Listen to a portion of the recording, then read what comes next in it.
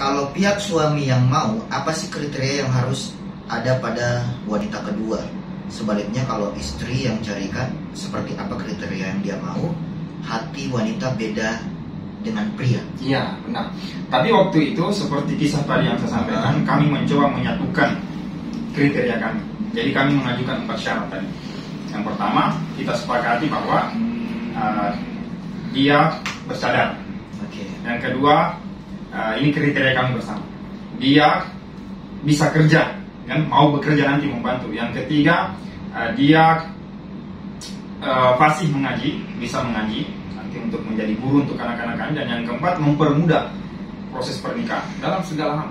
Dan nanti kita ketemu calon ini, barulah kita memilih. Karena banyak tadi ada beberapa ahwat yang kita coba, kami tidak menemukan kesemuanya di 4 poin tadi. Makanya kami gagal sama. Jadi kami menyatukan visi misi tadi. Kami menyatukan kriteria kami sehingga kami bisa memilih yang sekarang. Oke. Di sini ada pertanyaan yang singkat, padat dan jelas. Ya. Bagaimana pembagian keuangan untuk istri pertama dan istri kedua? Harus adil. Dalam poligami, kata adil ini yang menjadi dasar hukum. Jadi, saya sekarang menggambarkan dari sisi saya. Yang disebut nafkah itu harus adil. Nah, saya di istri pertama misalnya, istri pertama ada 3 anak, istri kedua ada 1 anak. Saya harus penuhi dulu kebutuhan setiap anak. Pasti berbeda kan? Anak yang umurnya 1 tahun pasti berbeda dengan anak yang umurnya 3 tahun. Betul. Dipenuhi dulu urusan anak, dipenuhi dari pribadi saya misalnya. Anak pertama misalnya butuh uang sekian ribu. Anak kedua, anak ketiga, anak dari istri kedua butuh uang sekian ribu. Itu urusan lain. Sekarang jatah untuk ibunya masing-masing, untuk uminya masing-masing itu harus sama. Jadi kalau saya kasih nafkah ke istri pertama 1 juta, maka saya harus kasih nafkah ke istri kedua 1 juta. 1 juta. Tapi anaknya beda. Jadi lain nafkah untuk anak tadi. Baik. Ya, jadi kalau anak istri pertama 3, ya pasti dia dapat lebih. Tapi itu untuk anaknya ya, untuk anaknya beda untuk ibunya. Nah, ini ada satu pertanyaan yang minta maaf, mungkin agak sedikit vulgar, tetapi ini sangat penting juga kita tanyakan, karena ini masih berlaku tentang pertanyaan sebelumnya, yaitu berlaku adil. Ya. Yaitu bagaimana membagi waktu di ranjang, pisah kamar atau 1 kamar. Kalau 1 kamar, apakah melakukannya dengan salah satunya atau dengan dua-duanya? Benar-benar vulgar. Iya. Dan pemirsa wajib tahu. Iya. Supaya tidak terjadi sebuah kesalahpahaman. Betul. Silakan. Jadi tidak boleh setiap istri saling melihat orang. Ini hukum. Oh ya. Tidak Saya boleh. baru tahu. Tidak boleh. Jadi tidak pernah terjadi dalam sejarah Nabi pun, yang itu kemudian menjadi contoh pedoman untuk kita. Nabi melakukan intim bertiga dengan atau lebih dari 2 istri. Jadi 1 istri tidak boleh melihat aurat istri yang lain.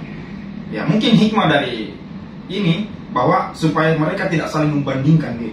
Karena ingat, Nabi pernah berserah diri kepada Allah. Ya Allah, aku sudah melakukan sebisaku, keadilan yang saya bisa dalam hal waktu, materi, nafkah, ya kan? Waktu nafkah. Tapi masalah hati Allah aku serahkan kepada kamu. Karena apa?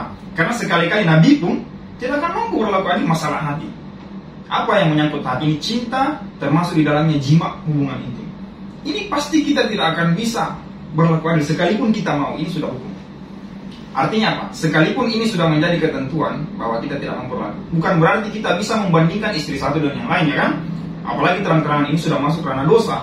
Misalnya, wanginya istri ke satu lebih harum, ya kan? Lebih wangi nih dibanding istri ini, sudah masuk ranah dosa. Enggak mesti. Kalaupun memang ada yang lebih wangi, itu cukup kita yang tahu dalam hati.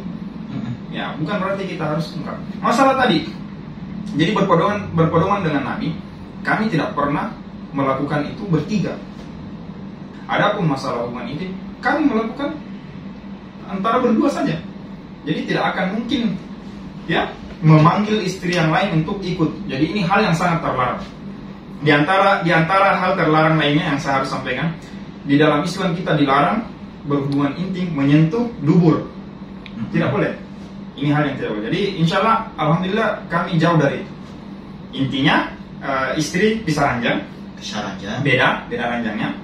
Beda tempatnya juga beda, meskipun dekatnya kalau dalam praktek saya dibatasi oleh ruang yang mana nanti kami tidak akan saling mendengar. Apapun hal besar, hal kecil yang dibahas di atas dengan nada tinggi, nada kecil, kami tidak akan pernah mendengar itu. Demikian juga dari istri yang lain, jadi tidak saling mendengar. Itu untuk menjaga privasi. Oke.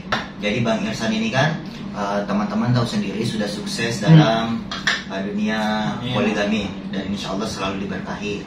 Nah, menurut Abang bagaimana tips dari Abang buat para teman-teman kita yang sedang berjuang di luar sana untuk mendapatkan kehalalan dan restu dari orang tua? Karena kan kita tahu sebagian besar biasanya masalah itu adalah restu dari orang tua. Siapa tahu ada tipsnya, silakan monggo dijawab. Ya, jadi satu, saya selalu bilang poligami itu bukan hal yang instan. Semua butuh proses. Saya mengintro istri saya. Jadi sejak 2018 tadi kan sudah mulai ada jalan. Baru baru kejadian itu menikah di tahun 2019 bulan Agustus. Jadi ada range 1 tahun. Jadi tidak instan. Intro yang saya maksud di sini, berikan pendahuluan kepada istri pertama, berikan pendahuluan kepada keluarga istri pertama, berikan pendahuluan kepada keluarga saya sendiri, keluarga si suami, dan juga berikan pendahuluan kepada keluarga besar istri kedua. Jadi tentu saja perjuangan saya memberikan pendahuluan ini banyak ditentang, ini pasti. Tapi keteguhan saya mampu meyakinkan beberapa orang di antara semua tadi, sehingga akhirnya diberikan jalan. Intinya bahwa sebenarnya di dalam kaidah hukum Islam itu sendiri tidak diwajibkan kita meminta izin kepada istri pertama. Kalau kita misalnya mau poligami itu, dalam sejarah yang pernah saya dengar dengan keterbatasan ilmu saya, tidak pernah Nabi dan sahabatnya, bahkan nabi-nabi sebelumnya, meminta izin kepada istri pertamanya untuk berpoligami. Kalau istri pertama saja kan tidak diwajibkan, terlebih lagi ke keluarganya kan? Betul. Tapi kita sekarang beda zaman. Kita berada di zaman di mana poligami dianggap sebagai suatu aib. Poligami dianggap sebagai suatu musibah, hal yang sangat sensitif dan tabu. Jadi mau tidak mau kita harus menyesuaikan diri dan beradaptasi pada kondisi kita sekarang. Sehingga meminta restu itu menjadi satu hal yang perlu dilakukan kalau kita mau menjalankan poligami itu secara damai. Nah, jadi tipsnya adalah kalau kita belum bisa melewati momen tahapan ini, mengintro, mengedukasi keseluruhan pihak tadi, jangan berharap kita bisa menikmati poligami itu dengan indah. Poligami tidak semudah itu. Semua butuh proses. Dan saya katakan apa yang Anda lihat sekarang adalah apa yang saya perjuangkan selama beberapa tahun kemarin. Jadi ada hal yang tidak terekspos dan itu bukan suatu perkara yang lain. Intinya Anda dulu yang mau poligami, si laki-lakinya dulu, si suaminya dulu, pahami ilmu poligami. Bagaimana cara Nabi berpoligami? Silakan cari referensi. Banyak berkumpul dengan praktisi. Yang kedua, silakan berikan pendahuluan kepada istri. Anda akan mampu mengukur istri Anda sudah bisa nih, istri Anda sudah belum. Kalau memang belum, untuk apa dipaksakan? Jangan sampai Anda menikah yang pertama untuk mencari yang kedua, yang mana pada akhirnya Anda harus berpisah dengan yang pertama. Apa gunanya? Betul. Semua butuh proses. Ya. Dan jangan lupa sholat tahajud. Ini tips yang paling penting. Luar biasa. Salam dari Irka Channel. Salam, saya Irsan dan mereka berdua adalah istri saya. Di channel ini kami akan membagikan video yang semoga bermanfaat untuk Anda saksikan.